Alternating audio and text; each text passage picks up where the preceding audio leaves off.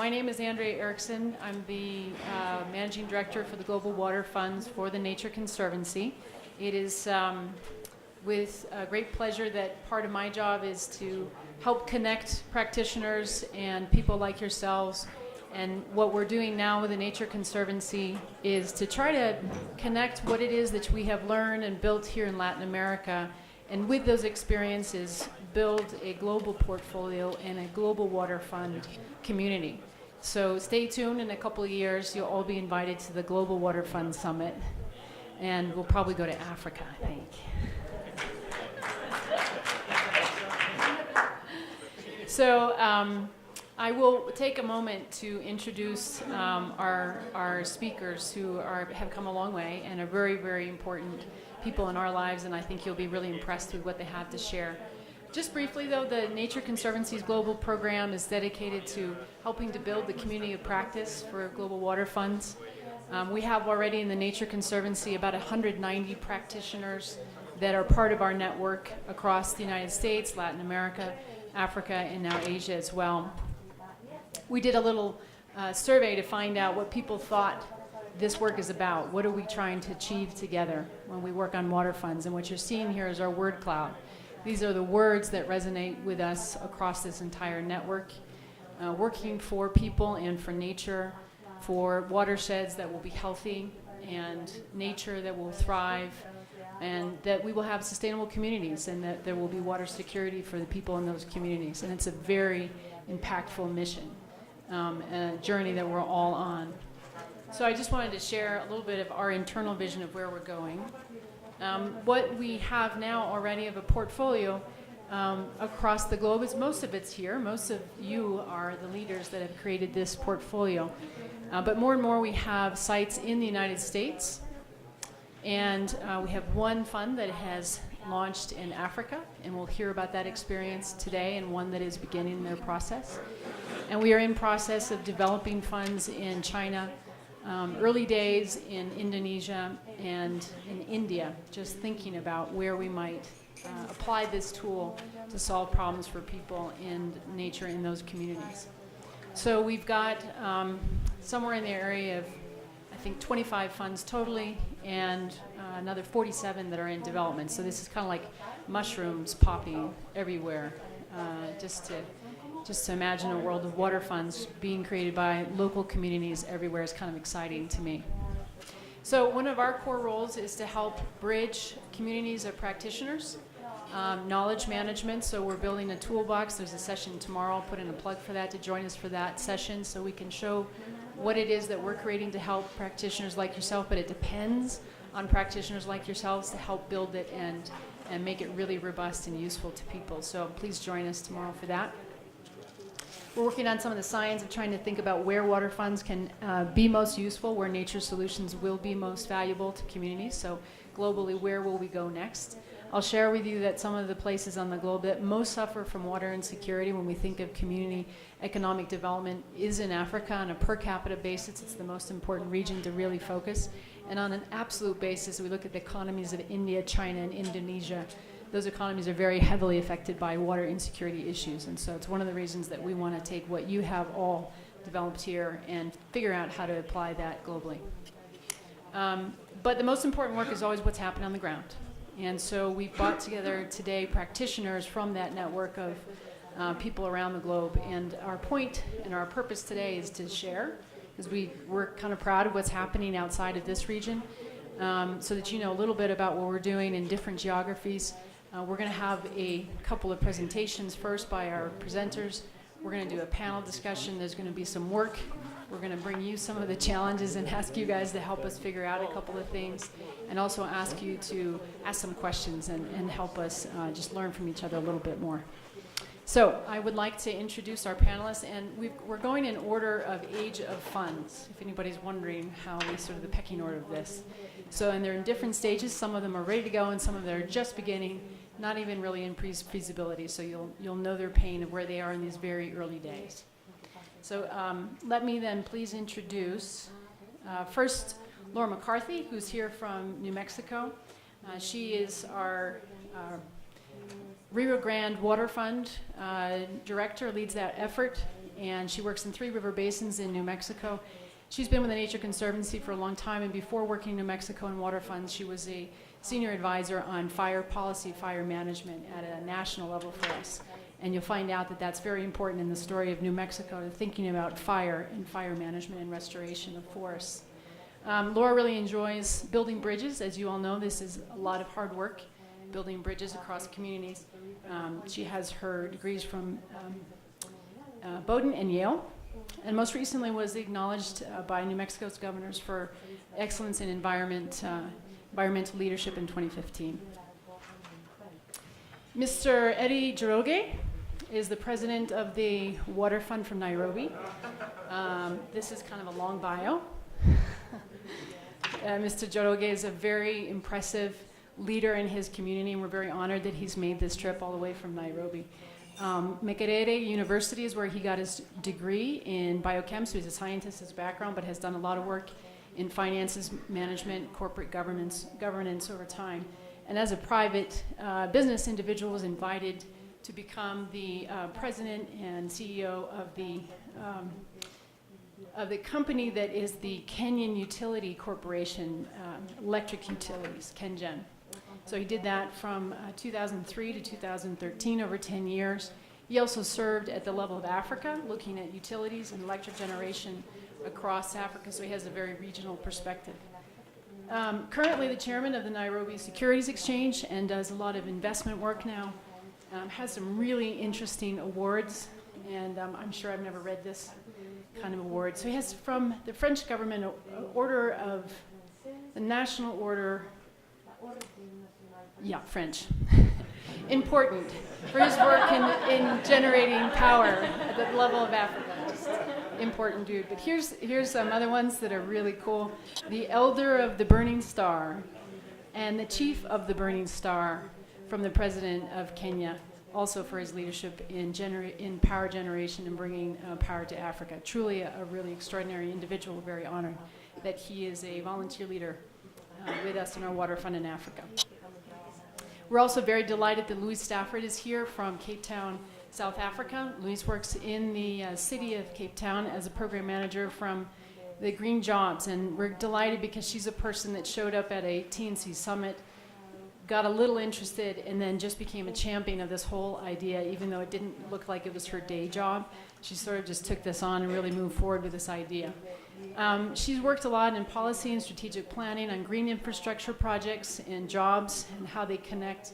So they have a community of 4 million people and 944 square miles. And one of her key aspects of her work is connecting employment to green infrastructure. And so this story of how to develop jobs and connecting those to the kinds of actions that you need to do in a land management context, within an urban context. So not only she's working on an invasive program, for example, that has saved 10% of water for South Africa through those efforts. It's been targeted at women and youth that have not been well employed in their economies. And so there's a very interesting gender approach to this, I think, is very valuable. So she's taken that into a larger project called the Cater Asmal Integrated Catchment Area that was an award-winning project, and also has a degree from Rhodes University in entomology, which I really love. Last but not least, we have Dr. Mu Chuan, and some of us know Mu Chuan by her English name, Brooke. So if that's easier for you, you may call her Brooke as well. She's the head of our security water program in China. She's been with TNC since 2015. She's not a long time. This woman has done a lot of work.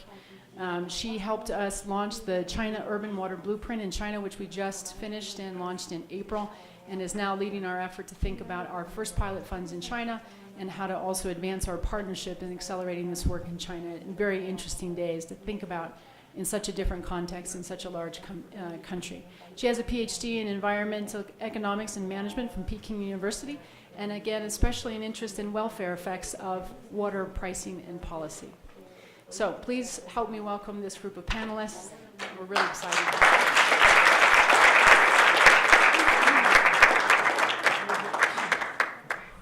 And we'll start with Laura McCarthy.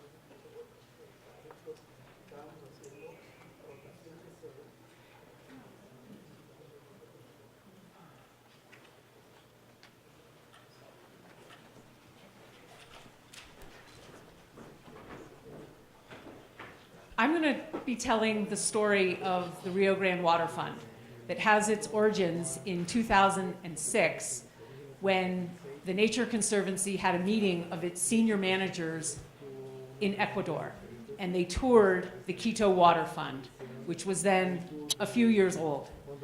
I heard about the water fund from my boss when he came home, and I read about it in the Nature Conservancy's magazine. I was very intrigued, and I decided to try a small water fund in our state capital, Santa Fe.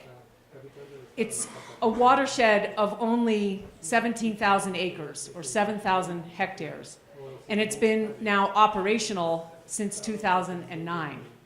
But what you see up here on the screen is Rio Grande Water Fund, because something happened in 2011 that allowed us to scale up our water fund from that small area to over 7 million acres, or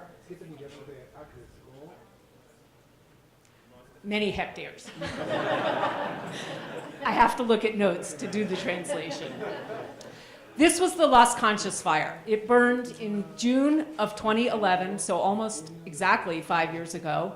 And it was remarkable because of the spread and intensity of the fire. It burned 17,000 hectares in only 14 hours.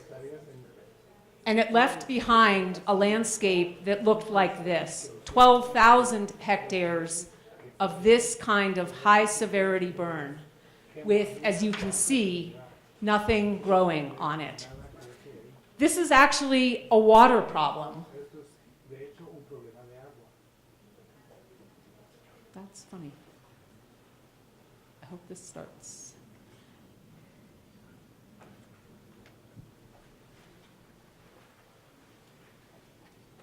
Usually, this is a video that starts on its own.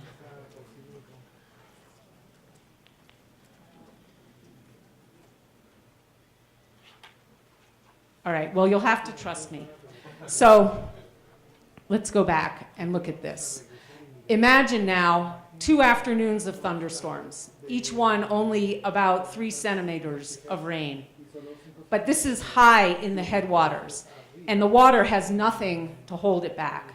So it flows out of this basin down through steep canyons, each drop gathering with it more ash and becoming a massive debris flow. I'll be able to at least show you the results of it. The video actually shows the water coming out of a canyon.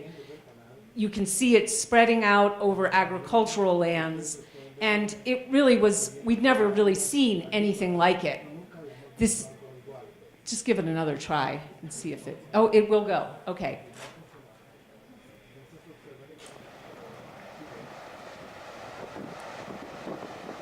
You can see the orchard and some concrete barriers.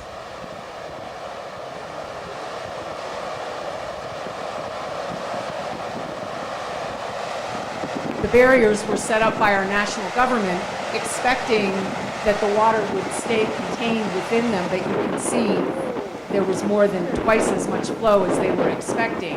And this is only after very minor amounts of rain. And this is an effect that we still see even 3 to 5 years later.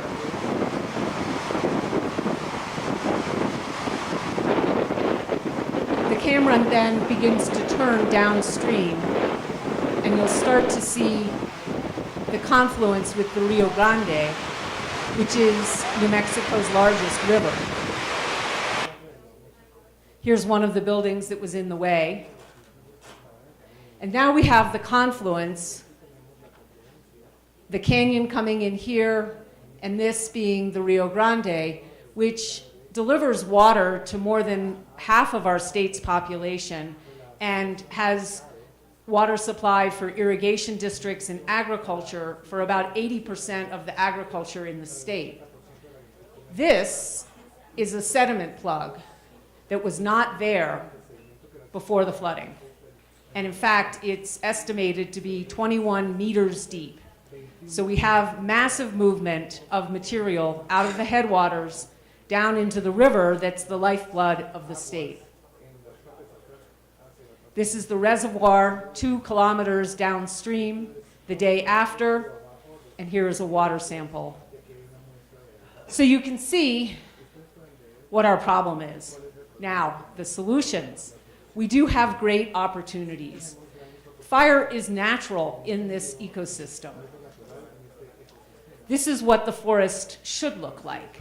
But because of a whole set of human activities over the past 100 years, the forests have become severely overgrown, so that where fire used to behave normally by crawling through the trees and really performing a cleansing function, taking out the small trees and brush, leaving a forest that looks like that, we ended up with forests that had no fire at all, and therefore almost 2,000 trees per acre, where there should have been only 40.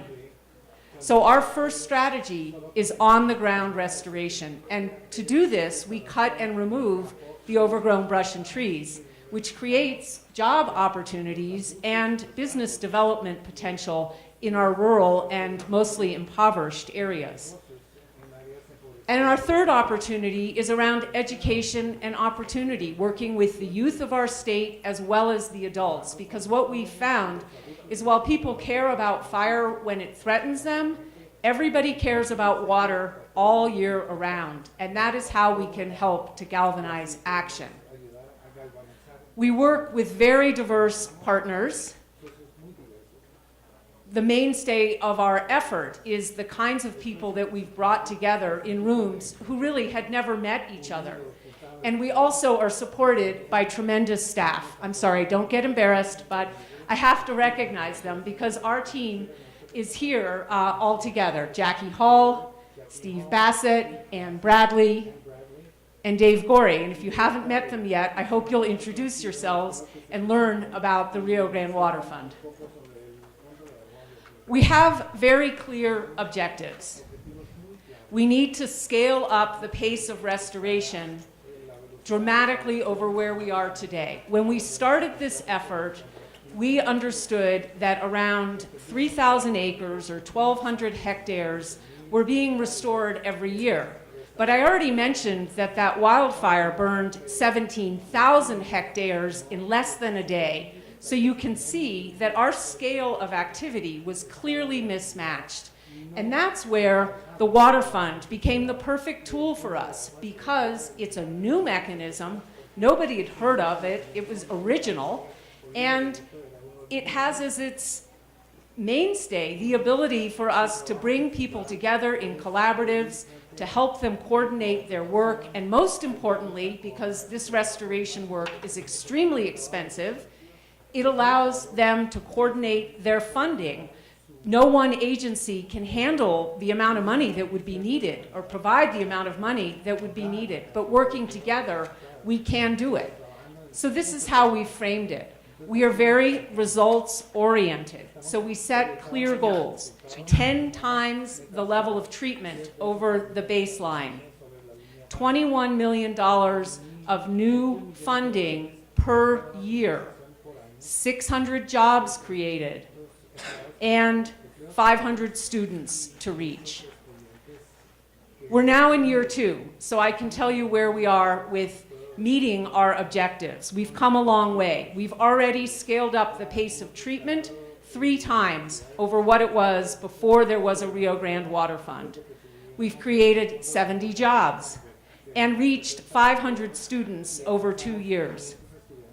We've raised $1 million of private money and had that be leveraged by $7.4 million in our first year. And we have 53 signatory organizations to our charter.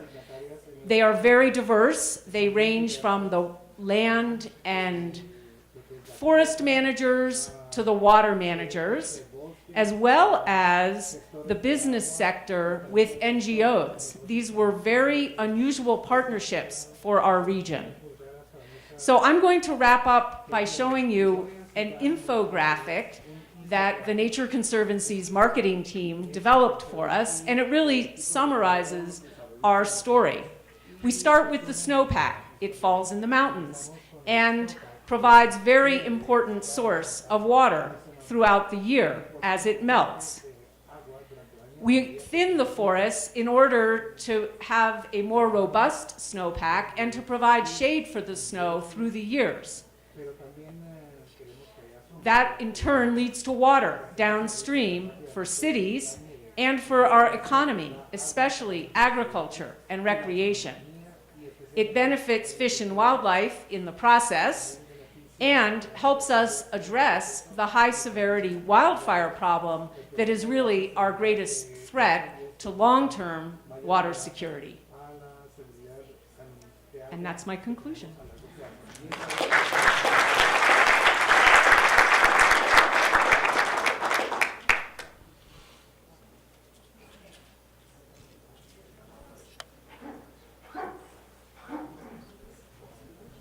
Okay, since we are going to do a panel at the end, I think we'll just go through presentations. If you have questions, please do note them down.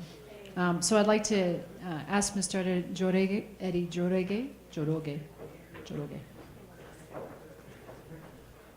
Join us here. Thank you.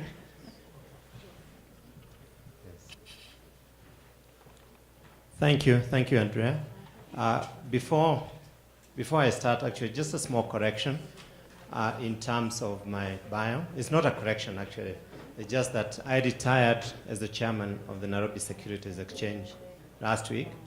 So hopefully I'll have more time for the Nairobi Water Fund, because I was having a bit of a challenge in terms of time.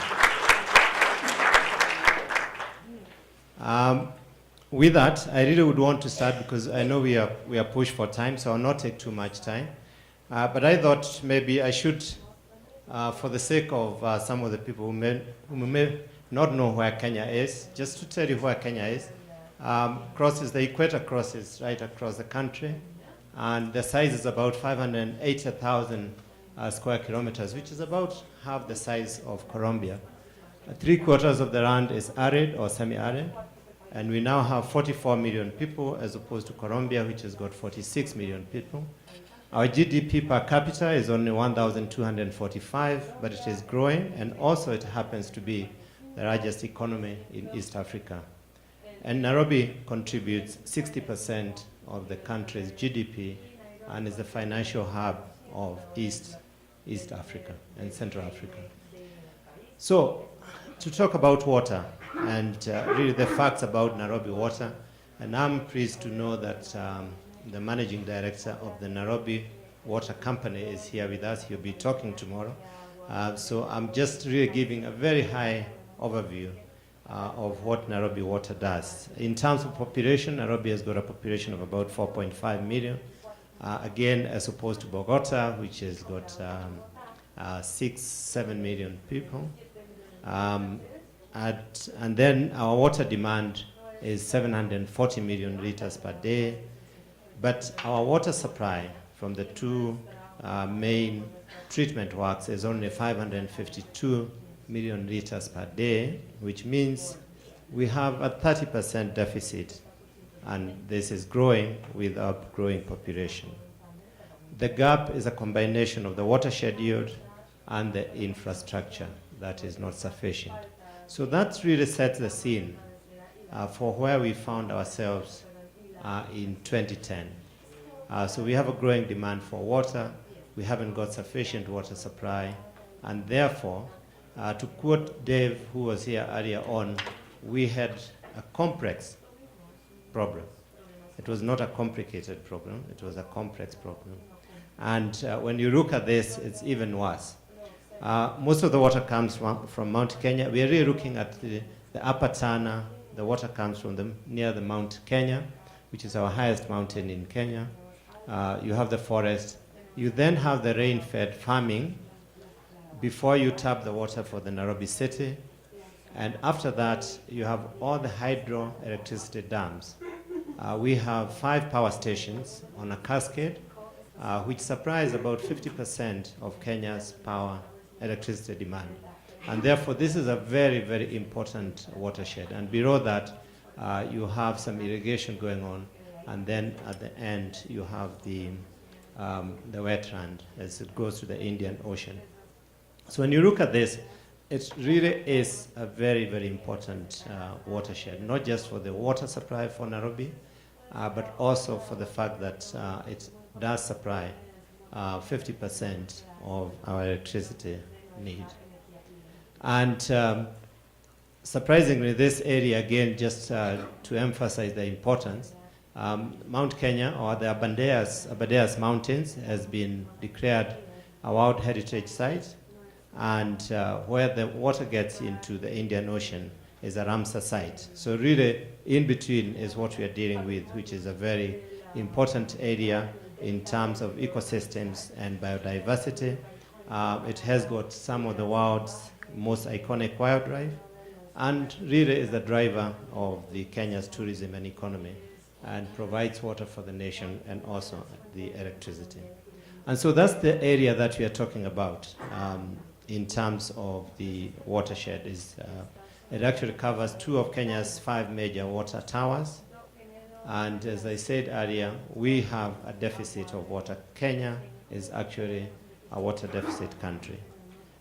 This area supplies 95% of Nairobi's water supply, and is, again, as I said earlier, the source of 50% of electricity.